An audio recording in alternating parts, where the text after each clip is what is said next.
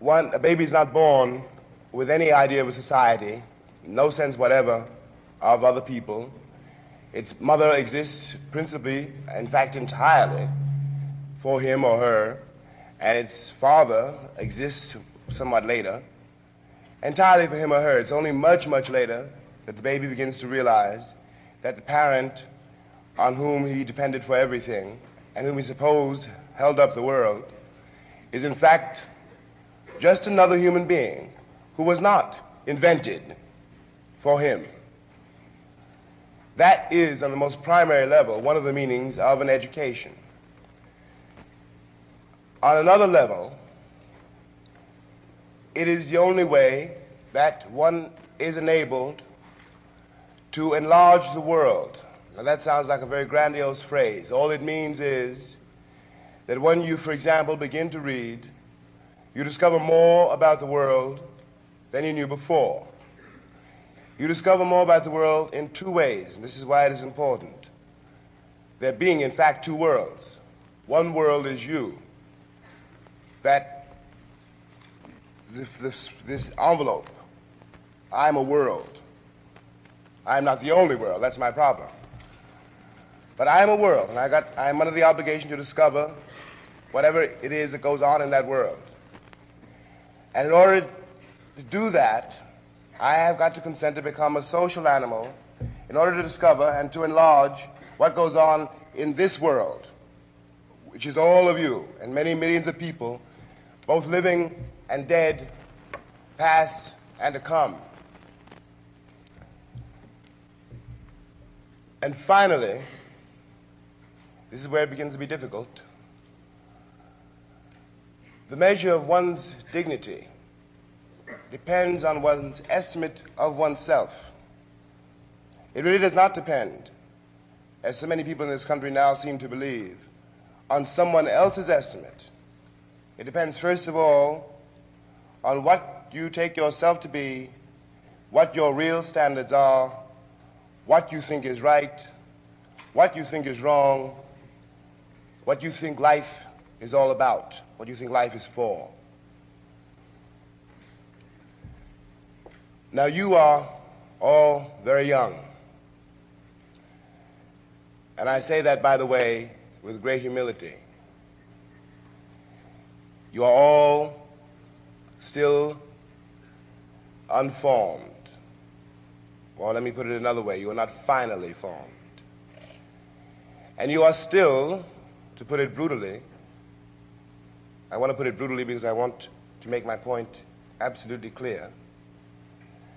You are still at the mercy of your elders. You are still at the mercy of the standards of your elders. Let us go back again to the whole concept of education. And bear in mind, then, that education does not and cannot occur in a vacuum. It occurs in a social context. It occurs in a social context, and it has social ends. For example, to take a very brutal example, the children of the Third Reich were educated by the Third Reich in order to fulfill the purposes of the Third Reich. Hitler did this on a very old principle, the principle referred to by priest and in the Bible, and which every parent somewhere knows. If you give me the child for 5 years, I'll have him the rest of his life. So that if that is so, one has then got to be aware that one of the purposes of an education, your responsibility before your educators, is to question the purpose of this education.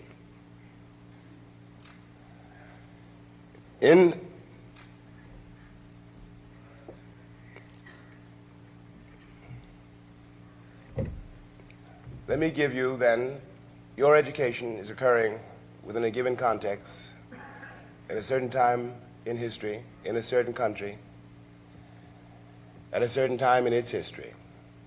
In fact, at a very crucial time in its history.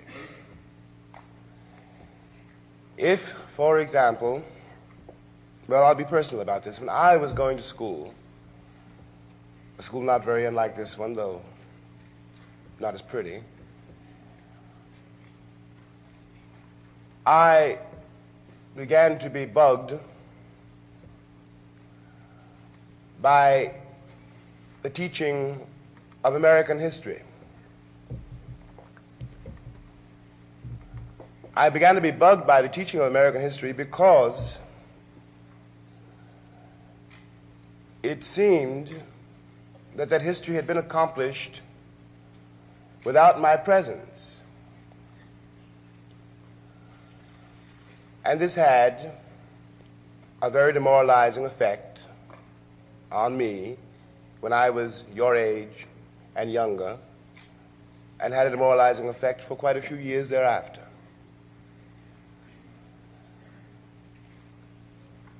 Now, that may seem to be trivial, but speaking now as though I were your educator, as though I were your teacher, my responsibility to you would be to invest you with all of the morale that I could to prepare you for the terrible storm which is called life.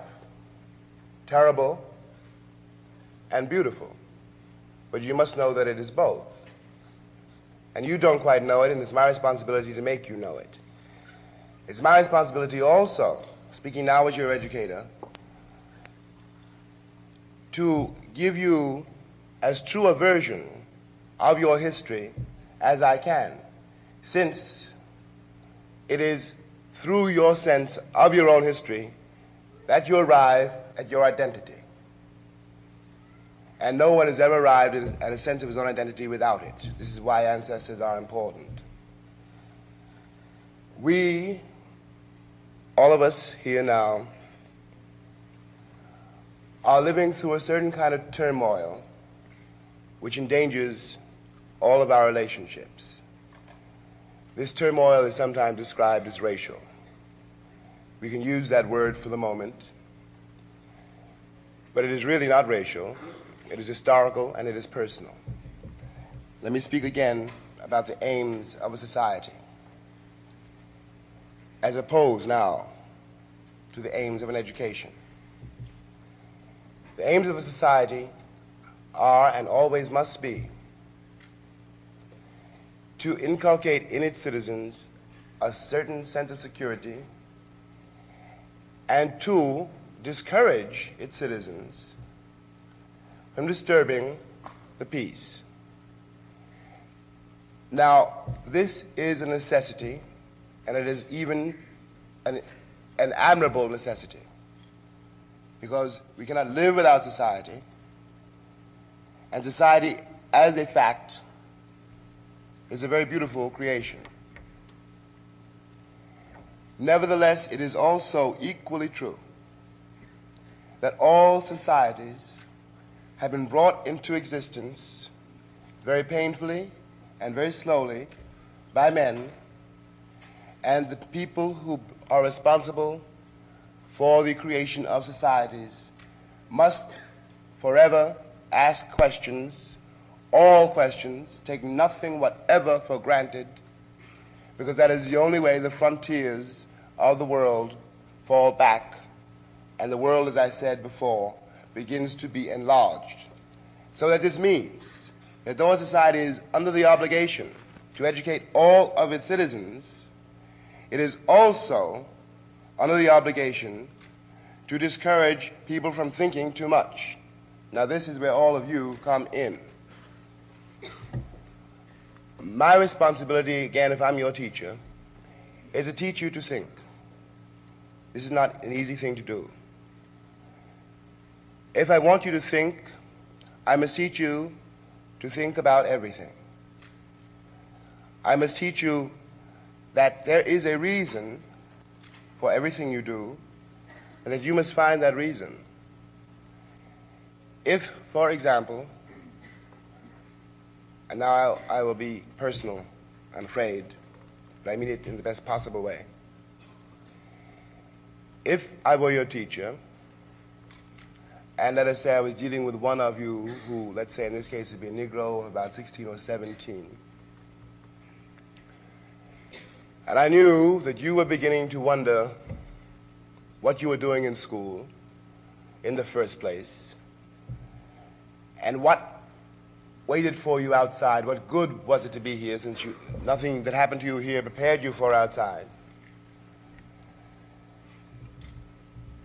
Knowing your bitterness and not trying for a moment to pretend it is not justified, I yet have to suggest to you that the problems that you face, you would have to make them personal. And then I would ask you very rude questions. For example, I would ask you, if you were a boy, why you dressed the way you did, and if your hair was conked. I would ask you to ask yourself, why? To come back again, this is a very small example of what I mean, to the war between society and thought. It is your responsibility as the young American citizens to understand that the standards by which you are confronted and by which many of you are visibly and obviously victimized, and others of you not so obviously but equally victimized, are not the only standards in the world. There is no reason for anybody to want to look like a Greek god. That is not the world's only standard of beauty. And furthermore, the virtues to which we all in one way or another aspire, of a comfortable life, which is to say, a middle-class life, are not the only virtues. I come from a very poor family, and there's a vast amount of vitality, which is a very definite virtue, to be found in those circumstances. Finally, if I were your teacher, I would beg you to insist to fight with me and not let me get away with anything. No matter how I may sound, I am really only mortal. And though I love you very much and feel responsible for you, I'm not always right. We depend on each other, the old and the young, to learn from each other. I would beg you to ask me why, for example, your history books are the way they are. And I would beg you to force me to answer if you asked me what relevance your education had for concrete problems such as getting an apartment, moving from one part of town to another. I would, if I were you, I would force me, I would put me on the spot, ask me the most difficult questions that you can. And I will not be able to answer them. But my responsibility is to hear them. And when you ask your question, any question, you begin to know more about what you really think. That's all I have to say. Now you're going to ask me questions.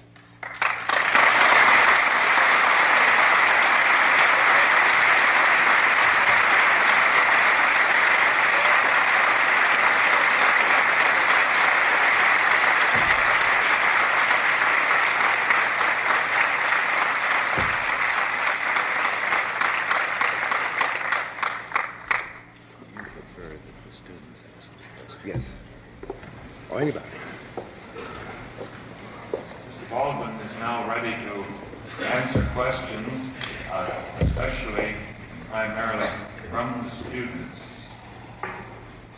If you have questions, would you please stand? If we can't hear them up here, I'll try to repeat them. Yes. Yes. The first question Mr. Baldwin was asked, Do you think that black people in America should learn African history and culture to gain pride and dignity and strength?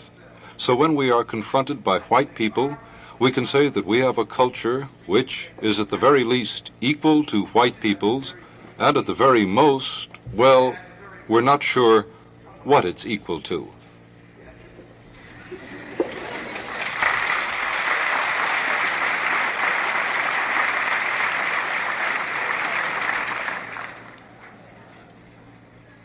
I'm going to try to answer your question as clearly as I can. It's not an easy question to answer. I can say, first of all, yes. Yes. But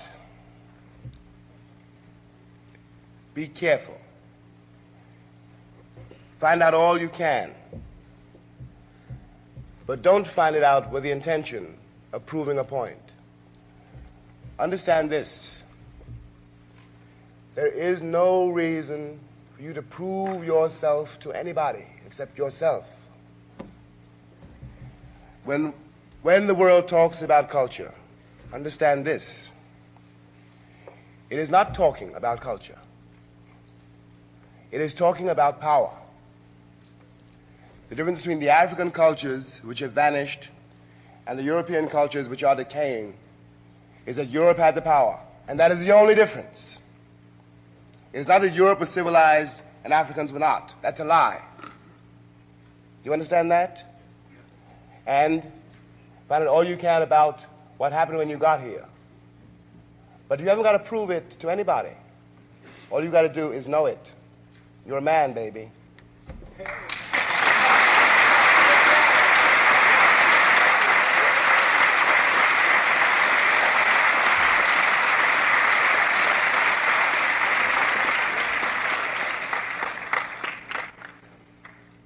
Please don't be shy. Come on. Well, what force do you think wins out most? The next question. What force do you think wins out more often in this war about education? Society or thought?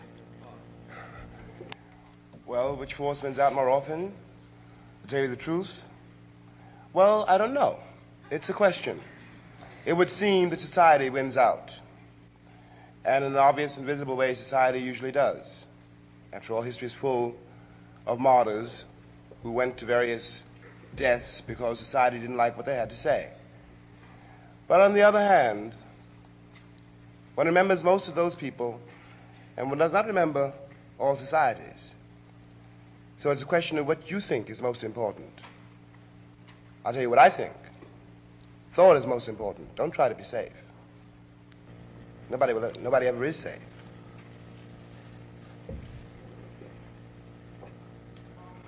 Next he was asked, Mr. Baldwin, in your essay to your nephew, you said the Negro has to accept those that are innocent.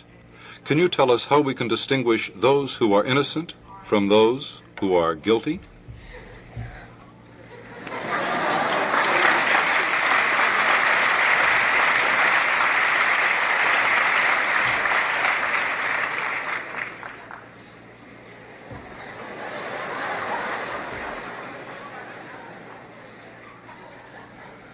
You got me. Wait a minute. In the essay that you're talking about, I was telling my nephew, who is you, let's say, that he had to accept these innocent people. And these innocent people are your countrymen, white Americans. I was trying to suggest to you that though this may be very hard to understand, and always will be until you die, people are not wicked because they do wicked things. I know that sounds like a terrible kind of cop-out. But the reason I want to suggest it to you is because I want you to know that there is nothing that has been done to you that you aren't capable of doing to someone else. And I don't want to see you do that. I want you, as I was trying to tell our friend over here, to realize that you got nothing to prove, and that whoever doesn't know who you are, and whoever is afraid of you, is to be pitied, and you can hope to correct him, but I beg you not to hate him. As for who is innocent and who is guilty, nobody knows. Nobody knows. That's the point. That's the best answer I can give you, but you keep thinking about it.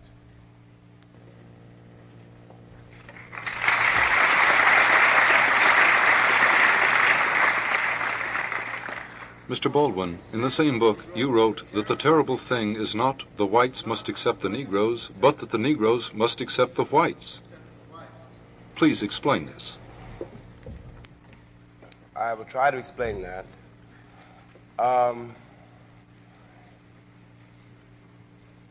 Well, it's a terrible effort at some point in one's life to make, and it's a terrible effort, to tell you the truth, throughout one's life. And you only begin to succeed in this effort, I must say, when you reduce people to individuals and release them from the mass. The reason it's hard is because one has been, and this is not the fault of any one white person that one is likely to meet, but the white culture has operated, and has operated deliberately, to demoralize all black people. And the demoralization has in many cases been fatal, and in all cases has been sinister. The effort, therefore, that I must make to arrive at my identity is mainly in opposition to the white force of the world. Under such a tension, it becomes very difficult. And then, under such a tension, I must repeat, it becomes absolutely necessary to deal with people as people, only as people. Because you cannot spend your life, this is my point, trying to be revenged for historical crimes. If you do that, you will destroy yourself, and you will perpetuate the crime. The thing to aim at, this is why it is a terrible necessity to accept white people, but it's a terrible necessity on the part of white people, even harder necessity to accept Negroes, because in order for white people to accept a Negro, they've got to accept their history, and something much deeper and worse than that. They've got to accept, if I may now be brutal and rude, but I mean this, and you must think about it. If you remember that everything that you will do all your life, and everything that you will say, reveals you,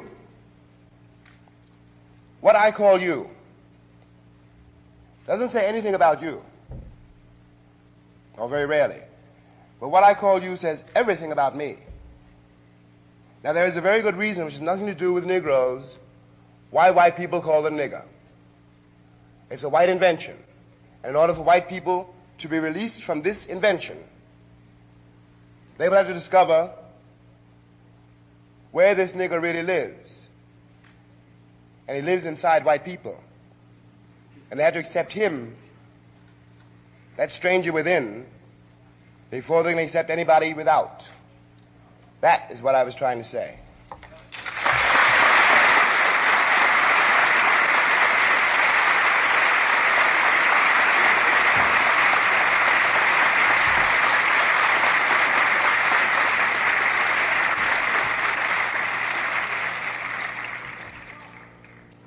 The next question, what is your opinion of the black Muslims and other black nationalist movements? My opinion of the black Muslim movement and other black nationalist movements, let us be precise. I would oppose with all my energy your joining such a movement for two reasons. If one is weary of the doctrine of white supremacy, and if one is cognizant of the crimes committed in the name of this myth, One cannot possibly now turn the medal over and call it black supremacy and embark on the same terrifying road, which will end up in the same place. As a black nationalist, one has got to be very careful. Words mean something. If you are a black nationalist, you must be in Africa. It is a hard fact, but it is a fact, and one has got to use it. This is your country. And no matter what you call yourself, you are an American. You have been here for 400 years, and your ancestors helped create this country.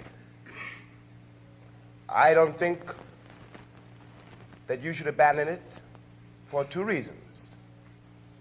You will not find another country, and I know because I've tried. You will simply not have this one. And you will not, to that extent that you don't have this one, you will not have yourself.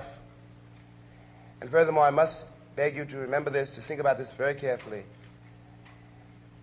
I know how enraged one can be. But at no matter what price, you must try to be clear. You can lose your temper for a second and lose 30 years of your life. Words mean something, and in that case you must ask yourself what a black nationalist is.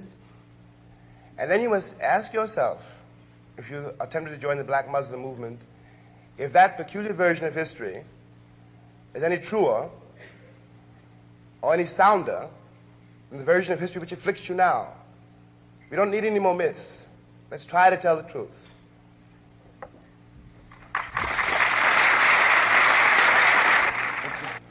What do you think of Martin Luther King's nonviolent movement in the South?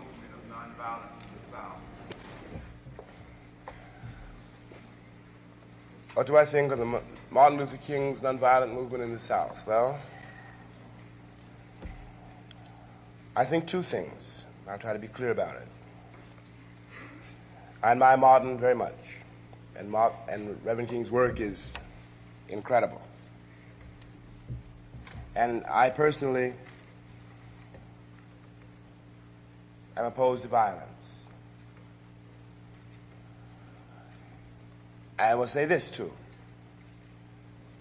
that Martin has done tremendous work in the 6 years since Montgomery. And I don't think he could have done it in any other way. But, if you remember what I told you earlier, everything must be questioned. The technique of nonviolence has obvious limits. It has this limit, that people are not by nature nonviolent. And it would cost you, if you were down there now, a terrible effort from which you might not recover. You would have to endure what you would have to endure at the hands of those people. Therefore, your question, to be honest with you, finds me very much where you are. I think that the entire strategy has got to be rethought in order to minimize the damage to you. I have not yet come up with a satisfactory answer, but I will do my best. And you think about it too, okay?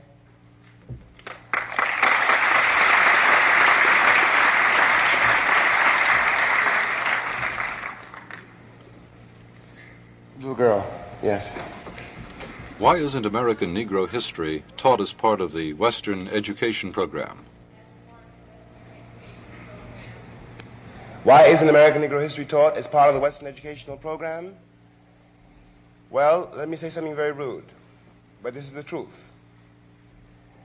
The reason it is not taught is because a power structure,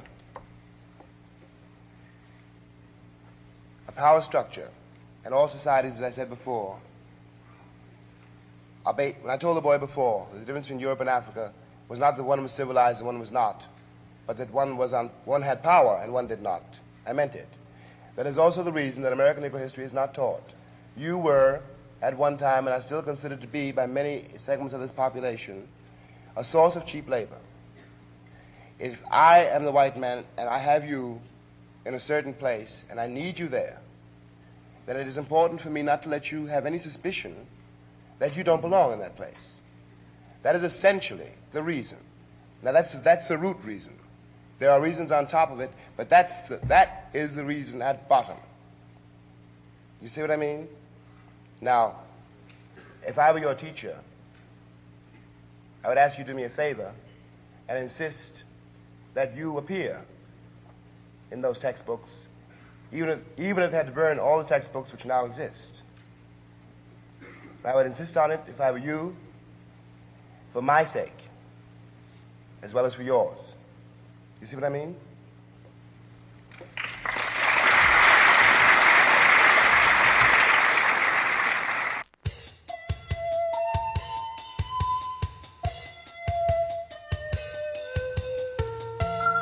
This program was brought to you by the Pacifica Program Service and Radio Archive.